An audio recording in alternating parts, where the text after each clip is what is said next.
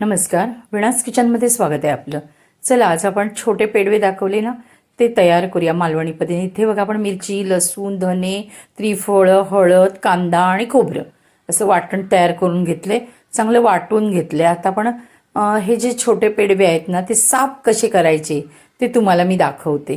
कारण कधी कधी काय होतं, मच्छीवाले साफ करून देत नाहीत, तर त्यासाठी त्यांना साफ करून घ्यावं लागतं. तर बघा मी इथे असे पाण्यात घातले आणि पहिले धुतले आणि थोडा वेळ ना पाण्यात ठेवायचे यांना, कारण ह्याच्यावरती खवलं असतात. ती नरम झाली की पटकन वेळीवर किंवा सुरीच्या साह्याने अशी व्यवस्थित निघतात. तर हे बघा असं व्यवस्थित ती त्याची काढायची खवलं, त्याच्यानंतर साईडचे पंख काढायचे, डोकं कापून टाकायचं, पोटातली सगळी घाण काढायची, शेपूट कापायचं आणि असं मस्तपैकी हा पेडवा साफ करून घ्यायचा. असे सगळे पेडवे मी साफ केले बघा. इतके स्वच्छ करायचे आणि मीठ लावून ठेवायचे आणि स्वच्छ धुवायचे त्यांना. आता फोडणीमध्ये बघा आपण कांदा टाकला आहे आणि त्यानंतर मी तुम्हाला जे वाटण दाखवलेले ते वाटून घेतले आणि आता ते आपण टाकतो आहे आणि त्याच्यात थोडंसं पाणी टाकूया आपण, कारण आपल्याला टिकलं बनवायचं आहे. टिकलं जास्त पातळ नसतं. सार जे आम्ही करतो किंवा कढी जी करतो माशाची ती पातळ असते आणि टिकलं जे करतो ते घट्ट असतं. ह्याच्यापेक्षा सुद्धा आम्ही एक सुक्कं करतो, म्हणजे ते एकदम माशाला चटणी लागलेली असणार आहे असं सुकं करतो. पण कधी कधी काय होतं, भाकरी पण खायची असते, चपात्या बुडवून बुडवून मुलांना खायला आवडतात ना, म्हणून जास्त टिकलं बनवतो आणि उरलंच तर मुलं भातावर पण घेतात. त्याच्यामुळे टिकलं असं घट्ट बनवावं लागतं. सार तर काय पातळ असतं, त्याच्यामुळे चालतं ते सगळ्याबरोबर. पण सुक्कं केलं तर फक्त भाकरी चपातीबरोबरच होतं, म्हणून टिकलं बनवते मी. तर बघा आता आपण त्याच्यात काय काय टाकलं आहे ते. तर इथे कोकम, मीठ आणि मी हळदीचं पान टाकले. हळदीचं पान असेल तर टाका, कारण माशाची चव किंवा या साराची टिकल्याची जी चव असते ना, ती अगदी डब्बल होते जर आपल्याकडे पान असेल हळदीचं तर.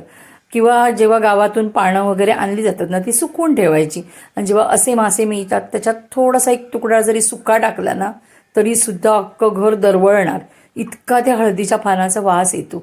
आता एका उकळीत आपण ते छोटे पेडवे साफ केलेले टाकलेत.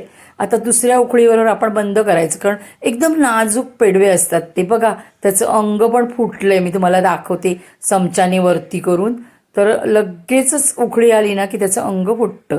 तर इथे असं मस्तपैकी आपण हे पेडव्यांचं टिकलं तयार केलं आहे. आपण पेडव्यांचं टिकलं म्हणू शकतो, इरडं, कांटा असंही म्हणतात आमच्याकडे. आता त्याच्यावर मी आणलेले बांगडे 2-3, तर ते पण त्याच्यावरच फ्राय केले आहेत बघा. तर इथे आपण बांगडे साफ करून घेतले, आगळ लावला, त्याच्यानंतर वाटणातली आपण जी पेस्ट होती ती लावली आणि थोडा मच्छी मसाला, चवीपुरतं मीठ लावून घेतलं आणि असंच ठेवलं 10 मिनटं अगदी ते मुरण्यासाठी, मीठ मसाला चांगला.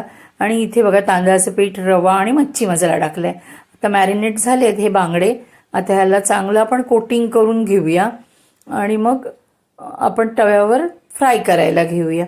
तर व्यवस्थित सगळ्या साईडने मी कोट करून घेतलं आहे बघा बांगड्याला. आणि आता इथे तेलसुद्धा ठेवलेलं आहे. तुम्ही माझ्या चॅनेलवर नवीन असाल तर माझ्या चॅनेलला लाईक, शेअर, सबस्क्राईब करायला विसरू नकात.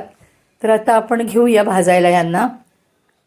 मस्तपैकी कोटिंग झाले आणि आपण तळायला सुद्धा घेतले त्यांना आणि तेल चांगलं गरम झालं आणि आता आपण गॅस बारीक केला आहे. आता हे सगळे बांगडे ते आपण तव्यावर ठेवूया आणि सगळ्या साईडने व्यवस्थित अगदी कुरकुरीत होईपर्यंत बारीक गॅसवर यांना भाजायचं. तर अलटी पलटी करून पोटाच्या साईडने वगैरे असे चांगले भाजून घ्यायचे त्यांना. मग मुलं आवडीने खातात आणि जरा आंबट आणि तिखट बनवायचे, मग चवीला खूप छान लागतात बांगडे.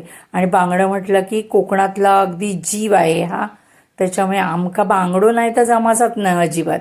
कारण जरा तरी तोंडी लावसाठी बांगडो होयच होय. कितीही कसलेही मासे आणले तरी एखाद दुसरं बांगडो येऊ आमका आणूचच लागता घरात, नाहीतर मग कोकण सिद्ध होणार नाही. आणि आमच्या बारक्या मुलाक तर हवंच हवं बांगडं.